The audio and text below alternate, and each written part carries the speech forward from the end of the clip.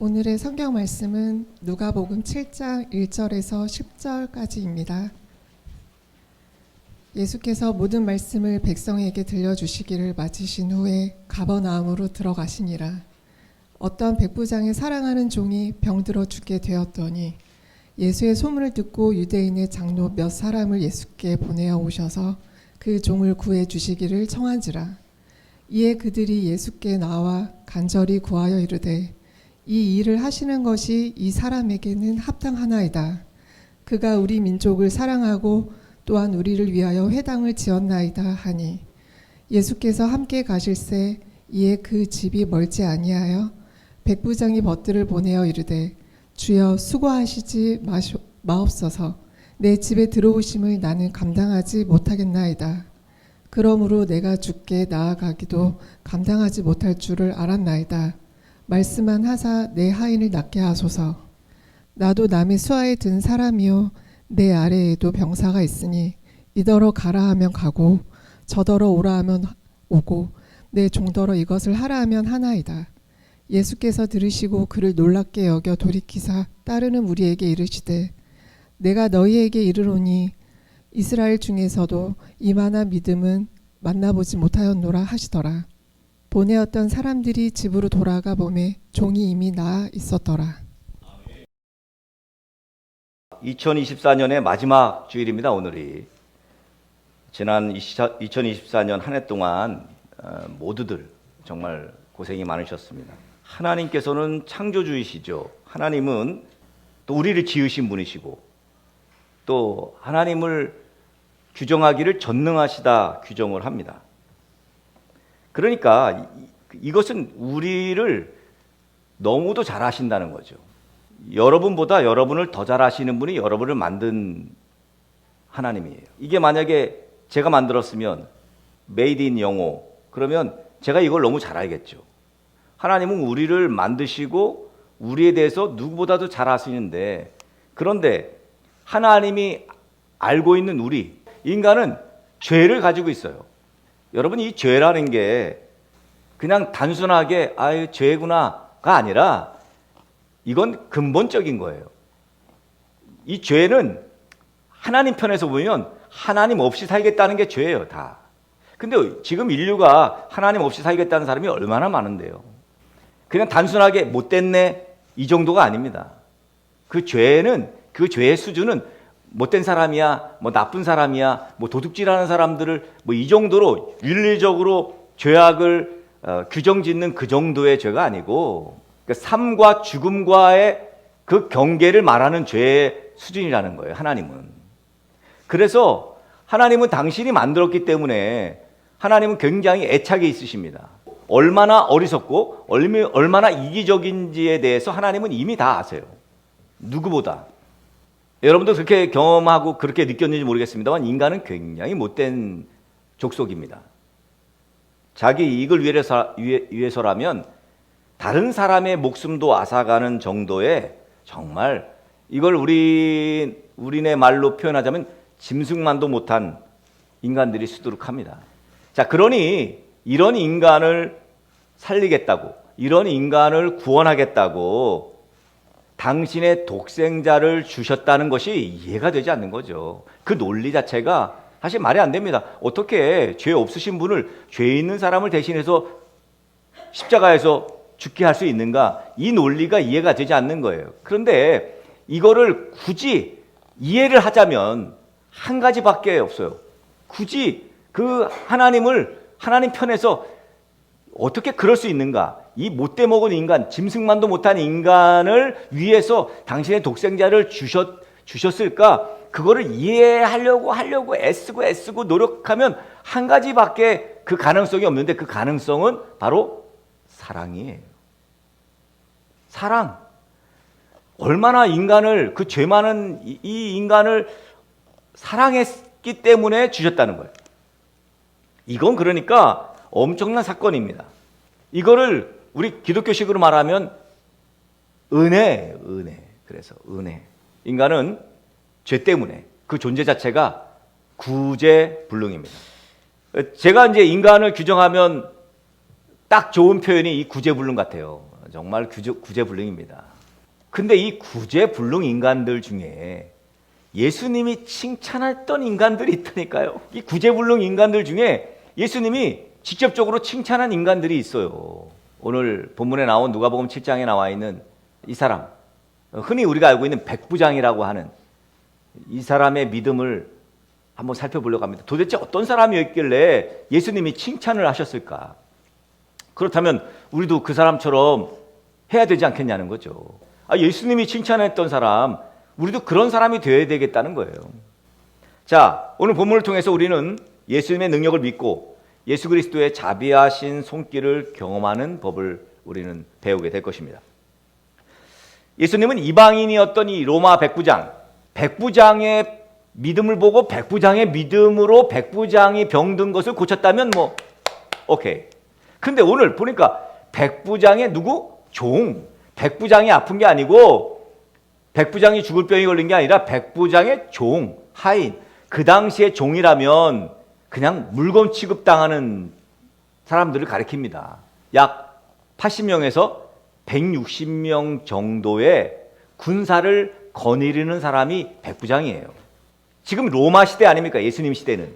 그죠? 로마가 통치하던 이 유대 땅, 히브리 민족들, 이스라엘 백성들, 여기에 이 백부장 60명에서 약 160명, 그러니까 요 부대원들, 요 사람들을 잘 케어하고 다스리고 하는 군대 수장이에요. 참 중요한 위치입니다. 그런데 이 사람에게 종이 있었어요. 근데 그 종이 이제 몹쓸 병에 걸린 거죠. 백부장은 오늘 말씀에 예수님 말씀만으로도 나을 수 있으니 말씀만 하옵소서 그럽니다. 이 백부장의 이 믿음을 예수님은 굉장히 칭찬하셨습니다. 여러분 아마 그 로마 그 시대 나오는 영화 보면은 이게 투구에 빨간 깃털 꽂는 그 백부장이에요. 손가락에는 금반지 인장을 꼈답니다. 그래서 이 당시에는 이제 이 인장을 이렇게 찍어야지만 그래서 우편물 이렇게 공문서 같은 데다가 이렇게 겉에다가 이렇게 인장을 찍어가지고 그리고 주죠. 성경에는 다양한 백부장들이 등장합니다. 오늘 등장하는 병이 걸린 하인, 아마 중풍병으로 예상합니다. 이 중풍병이 걸린 하인을 위해서 예수님께 간청하는 가버나움의 백부장. 여기 지금 지역이 가버나움이거든요. 오늘 1절에 나오죠. 가버나움의 백부장이 나오고, 그리고 예수님은 하나님의 아들이십니다 라고 했던, 예수님 십자가에서 이제 죽으실 때 예수님의 신성을 고백했던 그 예수님 처형 감독 백부장이 있었어요. 그래서 그 예수님 처형 당하고 백부장이요, 정말 예수님은 하나님의 아들이라고 고백했어요. 그 다음에 율리오 백부장, 여기는 바울을 지켰던 백부장입니다. 율리오라는 백부장이 나오고요. 또 바울 시대 때 유명한 백부장이 있죠. 바로 이방인 최초로 복음을 받아들였던 바로 고넬료라는 백부장이 나옵니다. 아마 여러분이 많이 들어보셨을 텐데, 이렇게 백부장들이 여럿 나오는데 참 믿음 좋은 백부장들이 많이 나와요. 자, 오늘 나오는 이 가버나움의 백부장의 하인이 아팠습니다.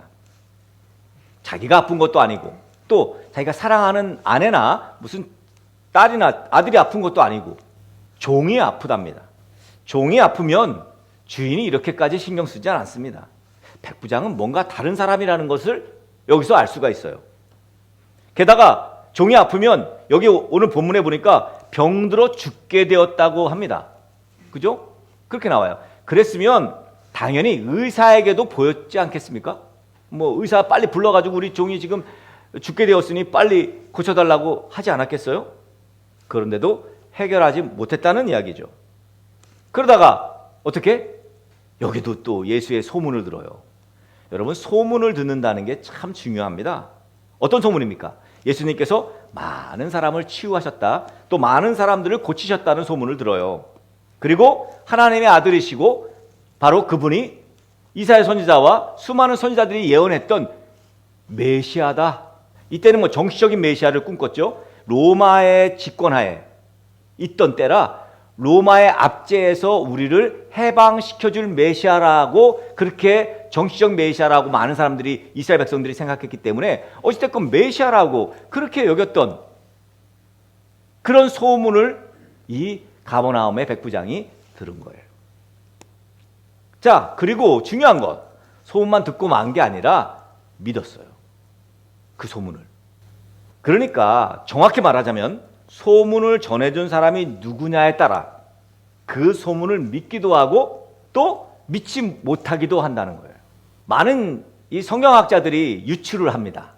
왜 백부장이, 이 가버나움의 백부장이 이 종을 그렇게까지 살리려고 했을까? 합리적인 고민을 해보자면, 유추를 해보자면 저도 거기에 맞는 것 같아요. 이 종이 그 소문의 근원이었지 않았을까? 주인님, 예수라는 사람 들어보셨습니까? 아, 예수가 누구냐? 아, 예수라는 사람이 계신데 하나님의 아들이시고 그분이 메시아랍니다. 지금요, 저녁에, 우리 이 예루살렘 저녁에, 이스라엘 저녁에 예수님께서 하시는 일들이 소문이 나고 있는데, 아, 저는 그분을 믿습니다. 그러면서 먼저 복음을 받아들이고 예수를 믿어서, 그리고 자기 주인 이 가버나움의 백부장에게 복음을 전하는 사람이 아닐까, 이렇게 합리적으로 생각해 봅니다. 그래서 결국은 가버나움의 백부장이 예수를 믿게 되었다는 거죠.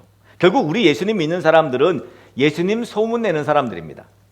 그리고 소문을 내되 삶에서 드러나는 소문. 제가 소문을 냈는데 제 말을 못 믿겠어. 그러면 그 소문은 아무런 역할을 할 수가 없습니다. 믿을 수 있는 사람, 그 종이 가버나움의 백부장에게 그 소문을 이야기했을 때, 아, 이 종이 내게 우리 집에서 했던 것을 생각하면 얘 말은 믿을 수 있어. 그 정도의 신뢰가 갔던 종이었다는 거죠. 요즘 한국에서는 기독교에 대해서 안 좋은 소문들이 나고 있습니다. 참 속상합니다. 정말 안 좋은 소문들이 많이 나 있어요.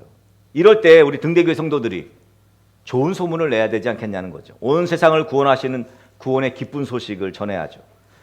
자, 아무튼 이 백부장은 자기 종이 아프다고 유대인의 장로 몇 사람을 예수님께 보내서 종을 고쳐달라 요청합니다. 오늘 본문에 보니까 유대인의 장로들이 예수님께 간절히 청해요. 그러면서 백부장의 종을 고쳐줘야 할 이유를 말해요. 이유를. 당연히 고쳐줘야 한다고. 그러면서 5절에 보니까, 5절 말씀에 보니까 그래요. 그가 우리 민족을 사랑하고 또한 우리를 위하여 회당을 지었나이다. 민족을 사랑하고, 민족을 사랑하죠. 우리나라 독립, 여기 지금 딱 로마 시대, 우리나라 일제시대하고 비슷하죠. 독립운동가 33인 중에 대부분이 크리스찬들입니다. 민족을 사랑해요. 또 애국자는요, 나라를 위해 기도하는 사람들입니다. 특히 지금과 같은 헝클어진, 얼마나 대한민국이 위기입니까?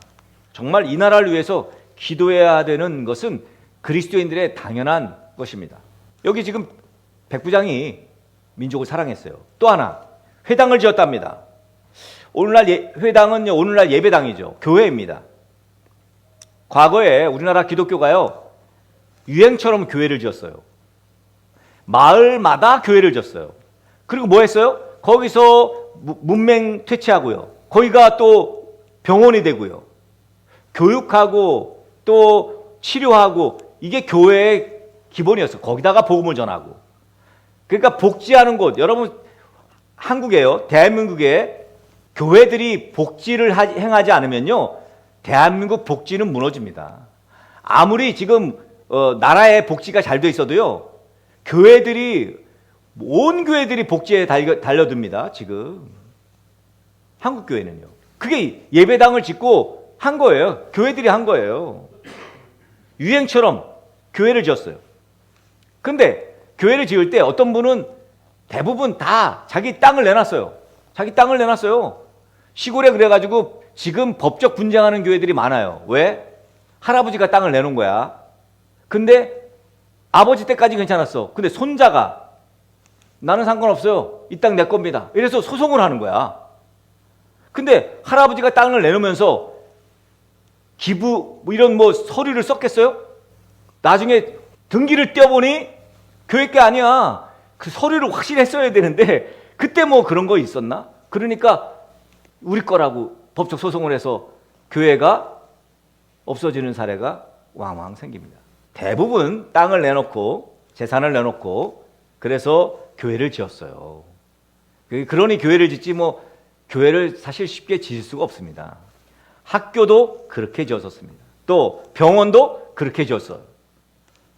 교회도 그렇게 해서 방방곡곡에 건축되었습니다.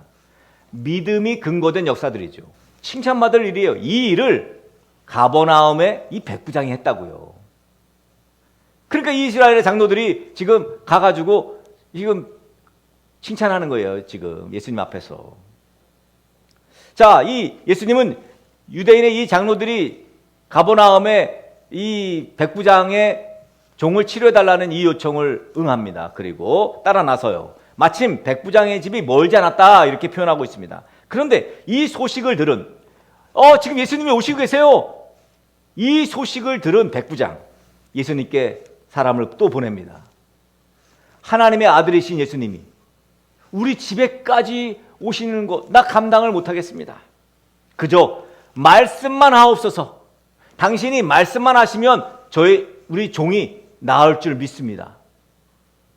굳이 여기까지 걸음하지 마시고 그냥 백부장의 종이 나을지어다. 이렇게 말씀만 하시면 낫겠다는 거예요. 이 고백을 하는 거예요.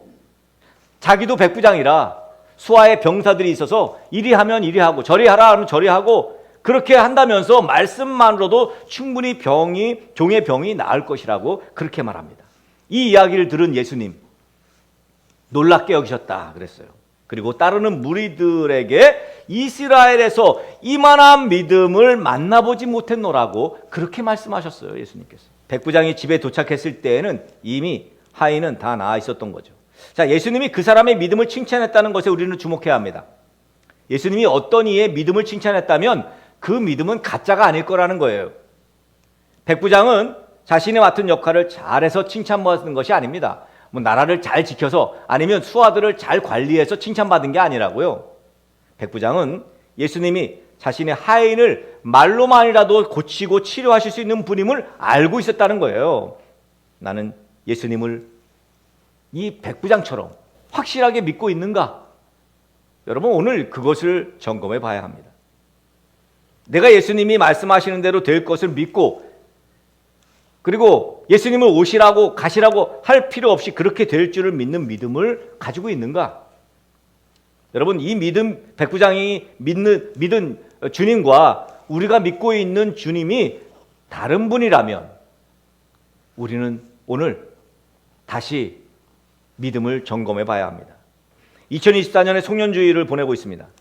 지난 2024년 하루하루 믿음으로 잘 살아오셨노라고 여러분이 혹시 자부하고 있는지 모르겠습니다만 만약에 그렇다면 자부하고 있다면 그 믿음의 삶을 증거할 증거들을 가지고 계셔야 합니다. 여러분 믿음은 반드시 나타납니다. 그리고 어떤 식으로든지 믿음은 드러나게 되어 있어요. 안 드러나는 믿음은 없습니다. 특별히 지난 한 해 동안 우리는 칭찬받는 교회, 칭찬받는 성도 되기를 힘썼습니다. 모두들 칭찬받는 성도 되기에 충분하신지를 묻고 싶습니다. 칭찬받을 것이 무엇이냐? 예를 들면 1년 365일에는 52주의 주일이 있습니다. 우리는 주일 예배를 하나님께 드리고 있어요. 여러분 왜 주일날 나와서 예배 드립니까? 왜 토요일날 안 나오고 왜 월요일날 안 나오고 주일날 와서 예배 드리는 거예요? 주님이 부활하신 날이 주일이라 그렇습니다. 그리고 주일만 예배하는 하루의 예배는 7일을 예배하는 것과 동일합니다. 그러니까 우리는 지금 7일을 예배하는 거예요. 일주일 내내 예배하고 있다는 것을 증명하는 예배가 바로 주일 예배입니다. 마치 10 중에 하나를 하나님께 드리는 11조 또한 10 중에 9도 다 하나님의 것입니다 라는 신앙의 고백으로 드리는 게 11조예요. 열의 9 또한 하나님의 것이라고 드리면서 믿음으로 드리는 게 바로 11조예요. 마찬가지입니다. 일주일에 하루라는 것이 아니에요. 일주일 내내 하나님께 삶을 드리는 것이 바로 주일 예배입니다. 2024년 역시 52주간 주일 예배를 하나님께 드렸는데 등대교회에서 지난 52주간 한 번도 빠짐없이 예배 드린 사람들이 있더라고요. 이게 믿음의 증거예요. 또 하나 믿음의 증거가 있죠. 우리가 잘 아는 믿음의 증거가 뭡니까? 바로 전도입니다. 애석하게도 지난 2024년 한 해 동안 우리 등대교회엔 전도를 통해서 믿음의 증거를 드러낸 분들이 많지 않습니다. 그래서 다가오는 2025년엔 전도를 통해서 믿음의 증거를 보여주는 성도들이 많아지기를 축원합니다. 세월이 참 빠릅니다. 국가적으로도 어수선한 상황이에요. 그런데 그 어느 것도 믿음 앞에서는 핑계할 수가 없어요. 왜? 우리 개인적인 종말이 이제 곧 오기 때문입니다. 분명한 것은 어느 상황에서도 믿음으로 살아야 한다는 거예요. 예수님 믿는 것은 예수님께서 하신 말씀 그대로 직접 사는 것을 예수님 믿는다라고 말합니다. 교회에 다니는 것이 예수님 믿는 게 아니고, 교회에는 다니지만 예수님 하신 말씀을 지키지 않는다면 예수님 믿는 사람은 아니라는 거예요. 예수님 믿는 사람이 아니면 예수님에게 칭찬을 받을 수가 없습니다. 여러분, 칭찬받는 성도가 되기 원하십니까? 그렇다면 먼저 예수님 믿는 사람 되어야 합니다. 부디 다가오는 새해 2025년엔 예수님 믿는 사람으로 매일마다 매 순간마다 이 가버나움의 백부장처럼 칭찬받는 성도 되시기를 우리 살아계신 예수 그리스도의 이름으로 간절히 축복합니다.